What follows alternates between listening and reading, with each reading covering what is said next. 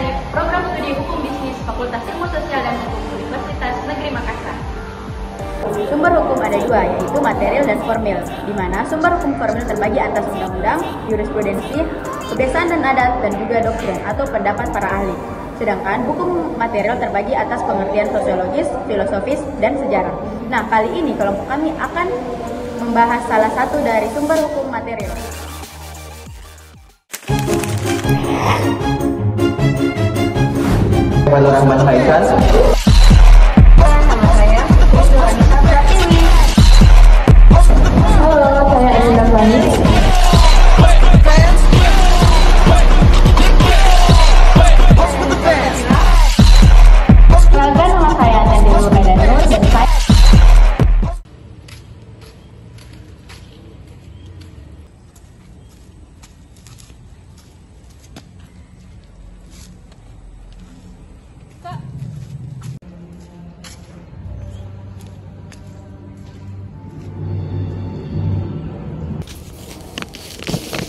Kak, kertas tak jatuh. Oh ya, makasih. Oh iya juga Kak. Saya lihat di sini catatan tak ada beberapa sumber-sumber hukum. Bisa dijelaskan itu Kak? Iya, bisa. Ada waktu tak Kak? Iya, ada waktu kok.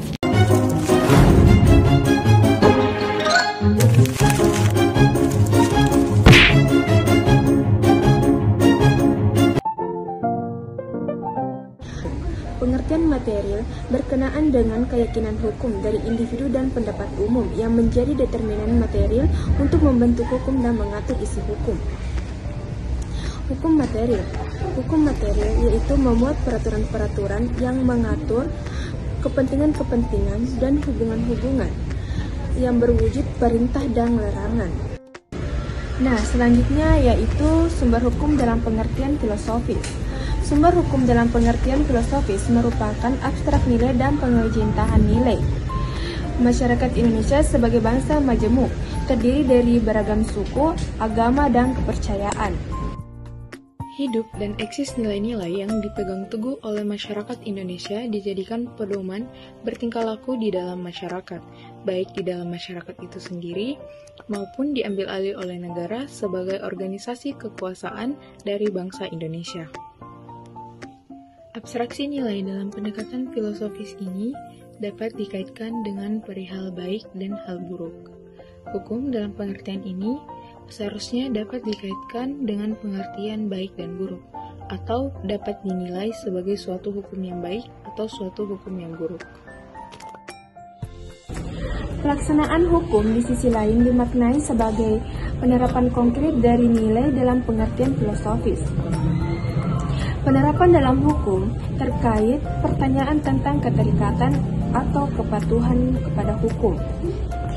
Nah, keterikatan dan kepatuhan kepada hukum dapat ditelusuri dari nilai-nilai filosofis. Sumber hukum dalam pengertian abstraksi dan pengejawantahan nilai-nilai filosofis dapat dimaknai dalam dua hal. Yang pertama, sebagai sumber isi hukum yang dikaitkan dengan pertanyaan filosofis, bahwa dengan penilaian apakah suatu hukum dapat dikatakan sebagai hukum yang baik. Yang kedua, sebagai sumber untuk kekuatan mengikat dari hukum yang dikaitkan dengan pertanyaan filosofis, yaitu apakah yang menyebabkan kita terikat kepada hukum?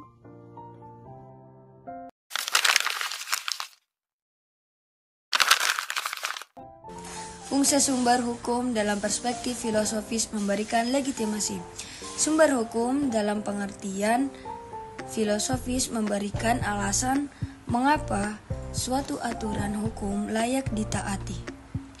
Ini berkaitan dengan legitimasi hukum berdasarkan nilai-nilai moral, agama, atau prinsip keadilan. Sebagai dasar etis, sumber hukum menentukan bahwa hukum tidak hanya bersifat legal formal, tetapi juga harus bersifat etis, mencerminkan kebaikan dan keadilan. Menjembati hukum dengan kehidupan nyata. Filosofis hukum menghubungkan hukum dengan realitas masyarakat, sehingga hukum tidak terlepas dari nilai-nilai yang berkembang dalam kehidupan sehari-hari.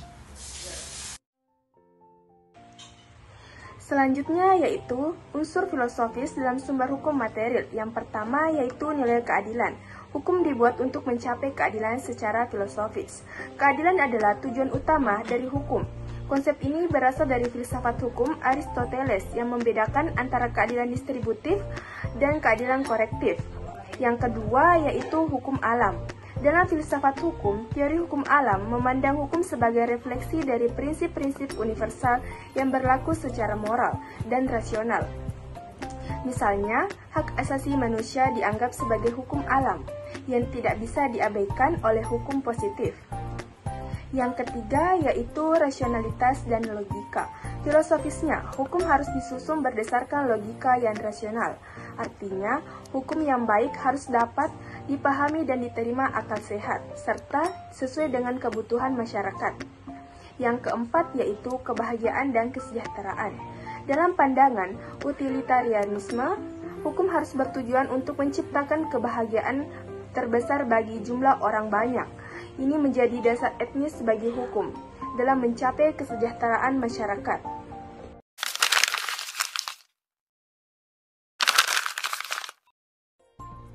Satu, Hans Kelsen 1881 sampai dengan 1973. Kelsen berpendapat bahwa sumber hukum utama adalah norma dasar atau Grundnorm. Grundnorm adalah norma tertinggi yang menjadi dasar bagi semua sistem hukum. Dalam pandangan Kelsen, hukum bersifat hierarkis dan setiap norma hukum turunan berasal dari norma dasar yang lebih tinggi. Yang kedua, HLA 1907 sampai dengan 1902. H.L.H. mengemukakan pandangannya dalam konsep sistem hukum yang terdiri dari dua jenis aturan primer dan aturan sekunder. Aturan primer berfungsi mengatur perilaku, sedangkan aturan sekunder mengatur bagaimana aturan primer diterima dan diterapkan. Dalam konteks ini, sumber hukum adalah norma-norma yang diterima secara sosial oleh masyarakat sebagai pedoman perilaku, serta prosedur untuk mengubah atau menegakkan norma-norma tersebut. Yang ketiga, John Austin 1790 sampai dengan 1859. Austin memandang hukum dari perspektif positivisme hukum dan menegaskan bahwa hukum adalah perintah yang dikeluarkan oleh penguasa yang sah. Menurutnya, sumber hukum dapat ditemukan pada kehendak dari penguasa yang memiliki kekuasaan yang membuat perintah dan memaksa rakyat untuk mematuhinya. Dalam pandangan ini, hukum berasal dari otoritas yang sah, bukan dari moralitas atau nilai-nilai lain.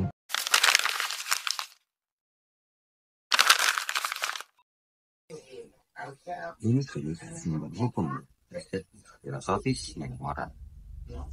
Nilai moral adalah prinsip-prinsip yang membedakan antara benar dan salah, baik dan buruk. Moralitas memberikan kerangka etis yang menjadi pedoman bagi hukum.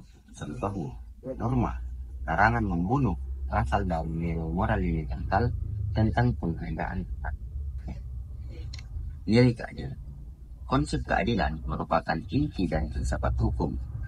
Keadilan dapat dibagi menjadi beberapa jenis, seperti keadilan distributif, pembagian hak dan kewajiban secara proporsional. Yang kedua, keadilan komutatif atau keadilan dalam hubungan individu, keadilan legislatif. Dan ketiga, keadilan legalitas atau kewajiban individu terhadap negara. Rasionalitas dan akal dalam pandangan filosofis. Akal manusia dianggap sebagai sumber penting dalam menentukan hukum. Filsuf seperti Immanuel Kant menekankan pentingnya rasionalitas dalam pembentukan aturan hukum yang universal.